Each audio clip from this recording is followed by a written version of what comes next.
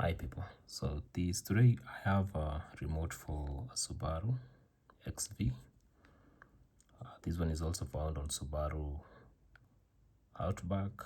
You can also find in on Subaru Forester as well. So you start by pressing this bit here to remove the emergency key. This is the emergency key you use to open the door lock when the battery is low. So you turn it like this bit. Then you can be able to access the circuit board. When you get to the circuit board, you can just use your emergency key here. Turn this bit. Comes out. So the replacement battery is CR1632, as you can see there.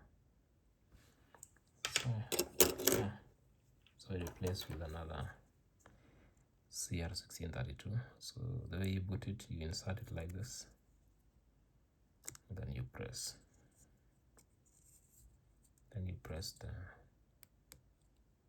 so that works perfect. So you put it back.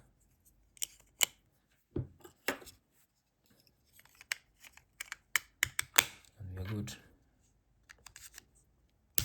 So the remote works perfect and we are done.